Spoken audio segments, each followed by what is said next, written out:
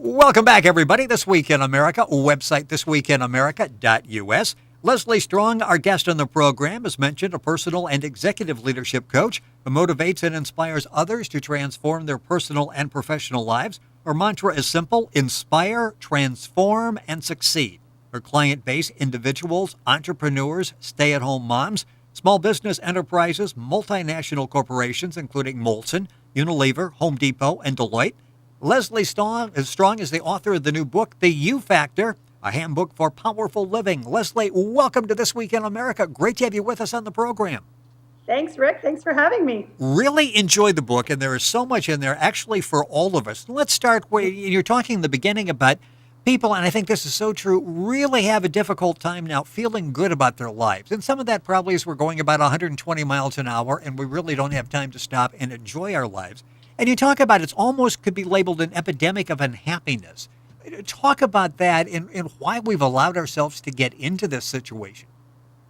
Well, I think it really starts, Rick, what you talked about was going a mile a minute. We're very reactionary, for one. And the other one is our expectations. And so I'll start with reactionary. When we're reactionary and things are going a mile a minute and we're just kind of an automatic and just going, and not really thinking or having much control over what's happening, it really steals all our power because we don't have time to stop and think and wonder, how would I really like to handle this? Or how would I really like to say this? Or what would I really like to do? We're just going. And then all of a sudden, you wake up a couple of years later and think, I haven't done anything I really want to do in a very long time. And so, it becomes overwhelming. The other side of that is we have very high expectations. We have a lot of media going on, a lot of television, a lot of magazines telling us this, that, and the other thing. We have the internet that has us have information at our fingertips in a nanosecond.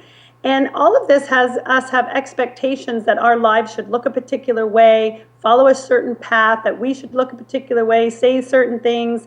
And it really just isn't realistic. And with those expectations, I always say that when there's an expectation that's unmet, we are always left with disappointment. So we are left disappointed a lot when we have these expectations because life really isn't what it looks like it should be. And as soon as you have that should, you're done. Well, it's interesting because, and you talk in the book, and the book is called The U Factor, a handbook for powerful living. Leslie Strong, our guest on the program. Website is very simple, strongcoaching.com. Go to our website, thisweekinamerica.us, and link on directly to the website. You talk in the book about you look around and it looks good. We see all the components in our lives and we should go like, wow, we're doing okay. Yet it doesn't feel so great. And you experienced that yourself and you sort of came up with this, the U factor. Let's talk about your situation. You've got a successful business. You get married, have kids, and you think, what I really want to do is be a stay-at-home mom. Pick it up from there and talk about the story. It didn't go like you thought it was going to. No, it never does. I look good from the outside. I do have the nice home, the great, fabulous looking husband, successful. I have two wonderful kids. I have a business. I was working before I got married, and I was a stay-home mom. And I thought, this all looks rosy from the outside, but this really isn't what I want on the inside. And I just didn't know what it was that I was missing. It just kind of felt blah and icky. But I would look around and think, how can I say that? I have everything. There are so many people in this world who have nothing. How can I be unhappy and unappreciative for what I have? And so it was a real struggle. And it wasn't until I went on a very long run one day and I realized that I wasn't taking responsibility for my life and I wasn't giving back to me and I wasn't being accountable for me, right? That's why it's called the you factor, because it's about you, not them. And when I started to turn things around, it really made a difference when I started to implement the tools of the U factor into my own life. And then I kind of went, oh my gosh, now I'm happy. This is fantastic.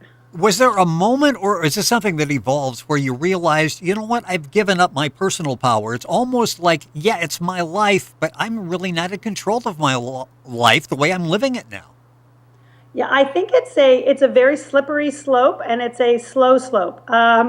Because I think little things happen, and I used to say I would sweep everything under the carpet, and then the lump on the carpet gets so big I started tripping over it.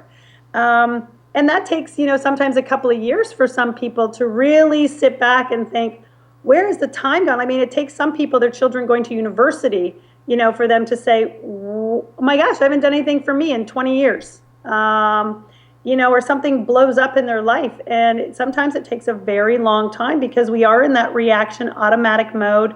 You get into your habits and and it almost seems selfish as a woman. It seems selfish for us to look at us and take care of us. And we are, we are trained not to do that. And so it's not the right thing to do. We sell out on ourselves and we do a lot of damage along the way when we do that. It's really a fascinating book, The You Factor, a handbook for powerful living. Leslie Strong, our guest on This Week in America. The website's very simple. Like I said, strongcoaching.com. You go to thisweekinamerica.us and link on directly. You talk in the book about, in fact, you start off with how are you? And this is sort of a good launching point for everybody. And you think about it, you get that ask 1,000 times a day. The people asking probably really don't care. You give this mindless answer that everything is fine. But you say that question should be one you're asking yourselves. You should say to yourself, how are you? How am I doing? Right. Because if you don't check in with yourself, as you say, nobody really does care. Everyone just gives yeah, I'm fine. And fine should be the indication where really that's not fine. But you really do need to look in the mirror and say, really, how am I? Am I happy? Am I doing okay? Do I have my power? Am I speaking what I need to speak? Am I filling myself up in the day? Is my life going the way I want it to go? And if it's not, why not? And what can I do about it? So you really do want to start asking yourself those questions. And you help us ask those questions. And you have people rate the different parts of their lives on a 1 to 10 scale. And when you do that, most people, and I guess off the top of my head, you'd probably put, a little above average, probably you got a 6. 6 is the equivalent of mindlessly saying, fine, thank you, if somebody asks how you're doing. So true. Yes. If you're a 6, I wouldn't be happy. I really would kind of start asking yourself, well, why am I not a 9 out of 10? Like, isn't like life, you live one life, it's not a dress rehearsal. Don't you want to live a 9 out of 10? Like, really? Well, Leslie Strong is our guest. The book is really a great read. It's called The You Factor, a handbook for powerful living. There's so much great information in there. You've got the power tools. Time is going to go by very quickly in the program, and we're going to have Leslie back for another program. And you start by, and again, it comes back to you. And some people are like, they almost consider that, well, and let's start with that point. Some people say, if I'm focusing on me rather than my family, that's selfish. How do you get over that if you feel like, I shouldn't be just concerned about myself, I should be looking for other people, looking out for other people? Well, it's a really a bit of it's counterintuitive. So when we are not being selfish and we're giving everything to other people, there's a little voice inside us saying, but what about me? Like, what have you done for me lately? And we start kind of complaining and nitpicking and blaming because we aren't actually getting what we need. So then we actually are turning the focus onto ourselves, but in a very negative way. When you implement the power tools and you start living a life of complete responsibility, and it seems like it's selfish, but then you're taken care of. And when you're taken care of, you have everything to give to everybody else because you're not complaining and blaming and thinking about what have you done for me lately, because you're doing it yourself. And you're free to go and give all you have everywhere else. So you actually can give a better you to the other people in your family and to your friends, that type of thing, if you feel more comfortable with yourself. Absolutely. And they always say, the best mothers are those who actually give to themselves first. Leslie Strong, our guest on the program. The book is called The You Factor, Handbook for Powerful Living. You're listening to This Week in America, website thisweekinamerica.us. Leslie's website, very simple, strongcoaching.com. Go to our website. You can link on and get that information there as well. And here's something you said, and this keeps coming up as you're talking with people, and it's been over a period of years. You sort of called it the Groundhog Day for women. And that's as you're talking to people, actually listening to people. It's amazing what you can find in listening to people. You find out that it's always somebody else's fault. And I think many of us are guilty of that. We give up our power and we're letting somebody else be in control. And you said that really came up frequently as you were talking with people. We always want to blame somebody else. It's much easier, isn't it? Yeah, it certainly is. If my problems, if I can say that you're the, Rick, you're the blame of my, you're the core of all my problems, then I don't have to do anything. I just get to sit back and go, woe is me. But, where's that going to get you? You then don't have any power to do anything about it if you give somebody else all that power to be the blame. But we do it because it's easier, it's quicker, it's faster. Taking responsibility is, I'm going to say it's simple, but it's not easy. You know that term. It's really simple to take responsibility, but it's not easy because we're not programmed really well to do that. You talk in the book, and the book is called The You Factor, a Handbook for Powerful Living. Leslie Strong, our guest on the program. What fills you up and how important that is to understand that? Talk exactly about what that means, what we should be looking for. So you really want to look at things that fill your heart and soul, things that are just for you, that you love. And it doesn't matter whether anyone likes it, judges it, doesn't matter. It could be you love to sit and read a book, read magazines, go for walks, drink coffee with a girlfriend, drink wine with a buddy, whatever it might be that kind of fills you up where you feel energized when you're done.